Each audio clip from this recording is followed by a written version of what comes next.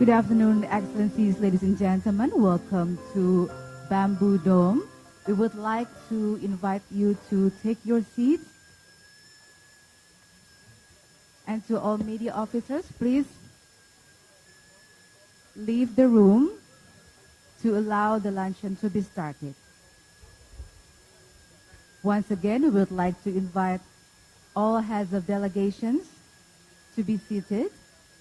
And to all media officers, securities, and liaison officers to please leave the room. Thank you.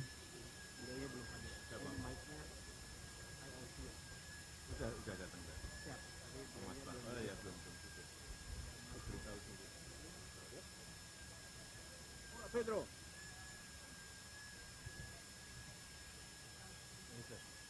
No, because you're informed that we have a nursery center for mangrove. We have of seedling this 6 million seedling capacity. Very good. How are you? And you? Yeah. We will be coming to Australia. Ladies and gentlemen, once again, we would like to invite all heads of delegations to please take your seats, and to all securities, liaison officers, and media officers to please leave the room to allow the luncheon to be started. Thank you. Yeah, for that we'll make it next year.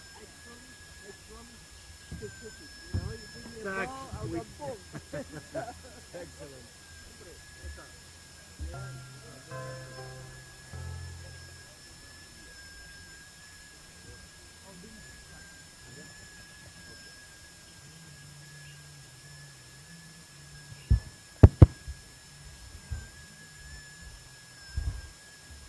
Excellencies, distinguished G20 leaders, welcome to this luncheon.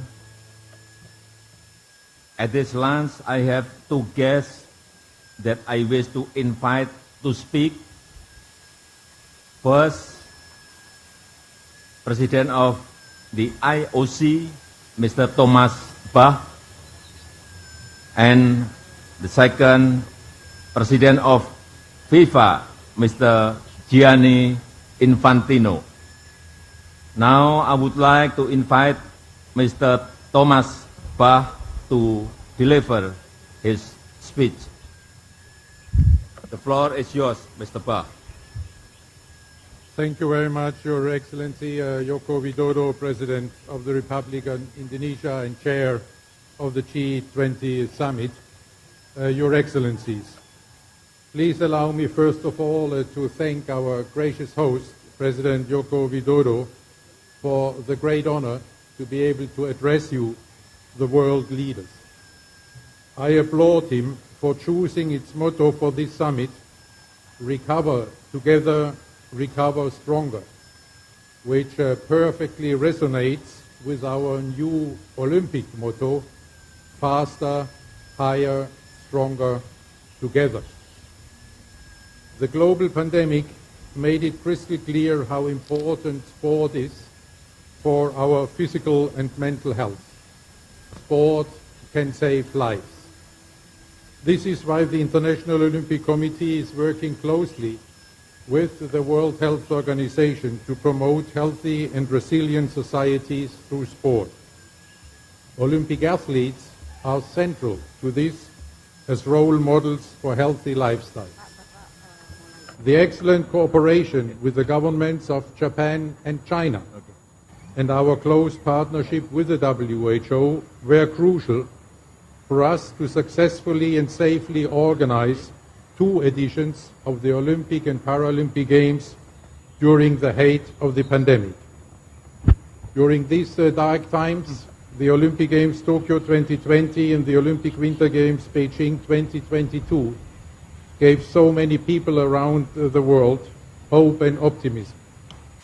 The countless messages of appreciation from all walks of life are summed up in an excellent way by WHO Director General Dr. Tedros, who said, "The Olympic Games bring the whole world together in solidarity and in a celebration of hope."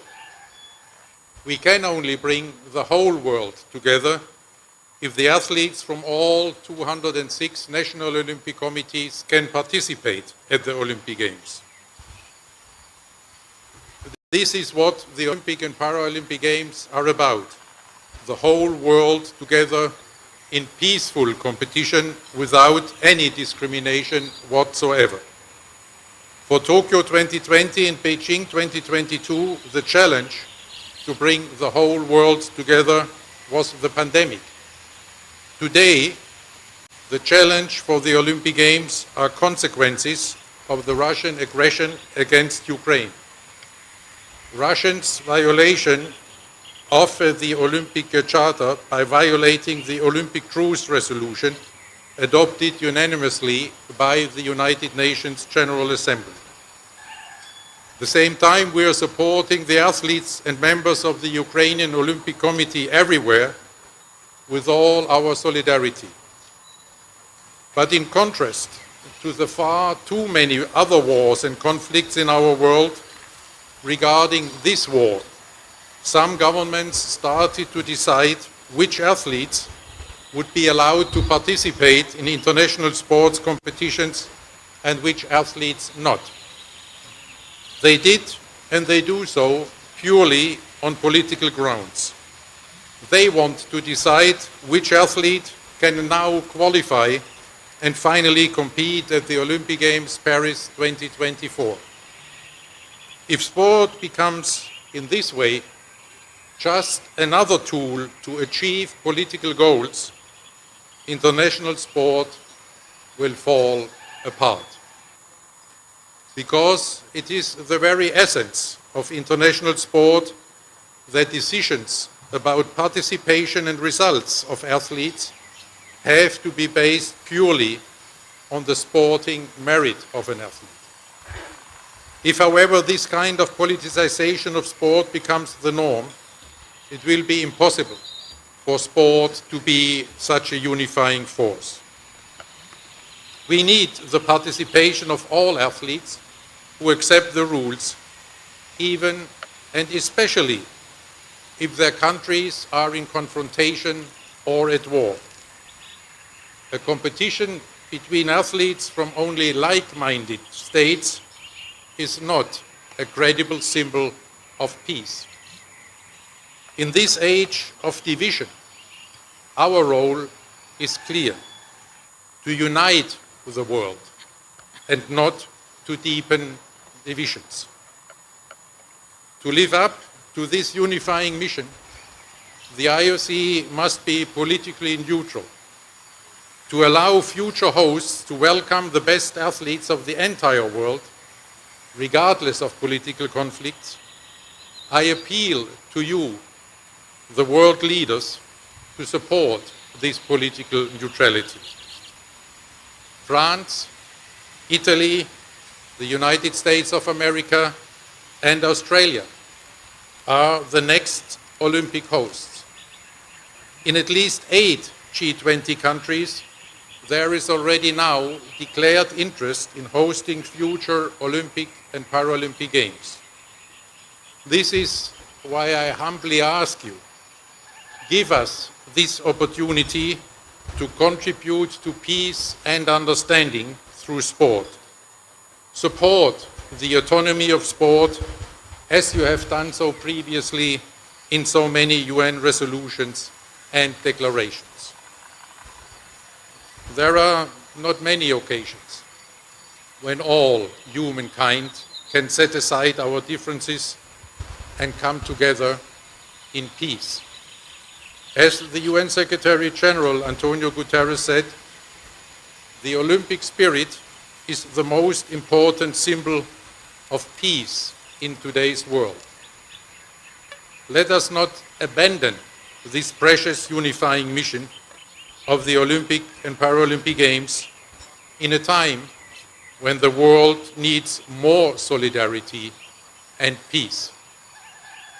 As you, the G20 leaders, are shaping the new post-pandemic world order, I am very grateful that I can personally ask you today to support this unifying mission of the Olympic Games, and I appeal to you to express the support in a G20 statement as you deem appropriate. In this Olympic spirit of solidarity and peace, I thank you for your kind consideration. I reiterate the call to you, the world leaders, that I made already at the opening and closing ceremonies of the Olympic Winter Games 2022. Give peace a chance. Thank you very much. Thank you very much, Mr. Thomas Bach. Our second speaker is Mr. Gianni Infantino, the President of FIFA. Mr. Infantino, the time is yours. Thank you very much, dear President Widodo. Thank you for hosting us in your beautiful, beautiful country. Dear President, dear heads of states and governments, dear delegates, dear friends, I want to speak to you about the one topic which I believe all of you here will agree on. Football. Football is truly unique, and football unites the world. FIFA is an organization of 211 countries, more than the United Nations, and we bring football to the world. Last month we were in India for the girls under-17 World Cup, which Spain won. Next year we will return to Indonesia for the boys under-20 World Cup. And we unite the world through football. We encourage countries to come together to co-host events and World Cups. As such, next year we will be in Australia and New Zealand for the Women's World Cup. And then Canada, Mexico, and United States for the Men's World Cup in 2026. But coming to the present, in 5 days' time, the 2022 FIFA World Cup will kick off in Qatar. It is the first major tournament after the pandemic. It is the first time it will be played in the Middle East as well. And I can assure you that Qatar and FIFA have prepared everything to ensure everyone is welcome for a big celebration, and you are obviously all most welcome. And it must be said as well that Qatar made significant reforms over the last few years, also thanks to the World Cup. As a consequence of that, for example, hundreds of thousands of workers enjoy better conditions than some years ago. So 3 million fans will fill the stadiums, and 5 billion people, more than half of the world population, will watch the games on TV. Entire countries will come to a standstill. Now, dear leaders, you are, of course, representing the largest economies in the world. So let me say one word about economics and football. Because you might not know that the global football GDP is almost $300 billion US. And whilst 90% of the fan base of football is outside of Europe, 70% of this global football GDP is produced within Europe. So just imagine the potential for the global economy if the rest of the world would produce even half of what Europe generates in relative terms, and its impact on their respective GDPs all over the world. This would add another 200 or 300 billion in global football GDP. It would add 3 to 4 million jobs for a global football GDP of $500 billion or more US, and this would contribute certainly to narrowing the income gap and growing global wealth, which are yours and also FIFA's priorities. But of course, football is, as you all know, much more than just an economy. Football is also much more than just a sport. It has a huge social impact.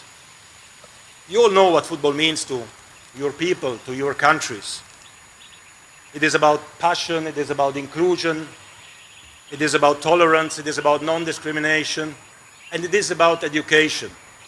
Football is an investment in our children for our future. And football, of course, as sports, unites the world. And because football unites the World Cup is an occasion to bring people together in peace, enjoy something deeply needed in the turbulent times we live in. 7 months ago in Doha, at the occasion of the World Cup draw, when the world was watching, I made a plea for peace on behalf of the global football community. Today, 5 days before the start of that World Cup, I reiterate that plea. Football is a force for good. Of course, we are not naive to believe that football can solve the world's problems. For this, you are there. We know that our main focus as a sports organization is and should be sports. But because football unites the world, this particular World Cup, with 5 billion people watching it, can be the trigger for a positive gesture, for a sign or a message of hope. Dear leaders, Russia hosted the last World Cup in 2018. Ukraine is bidding to host the World Cup in 2030. Maybe that the current World Cup starting in 5 days can really be that positive trigger. So my plea to all of you is to think on a temporary ceasefire for 1 month for the duration of the World Cup, or at least the implementation of some humanitarian corridors or anything that could lead to the resumption of dialogue as a first step to peace. You are the world leaders. You have the ability to influence the course of history. Football and the World Cup are offering you and the world a unique platform of unity and peace all over the world. So let's take this opportunity to do everything we can to start putting an end to all conflicts. Thank you very much. And this is the official ball of the World Cup. Every one of you will receive such a ball with your name on it, so make sure you get it. And in the meantime, if you don't mind, I would like to ask everyone to sign maybe this particular ball, and then together with President Widodo we can decide what we do with it. Thank you for your attention, and have a great day, and thank you for everything. Thank you.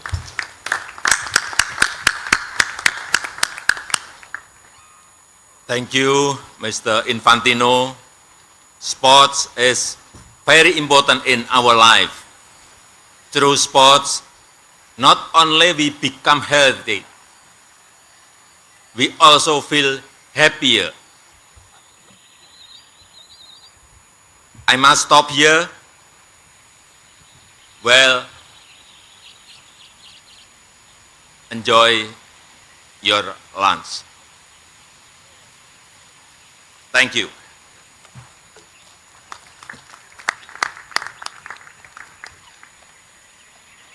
Good. You can start from here to sign it.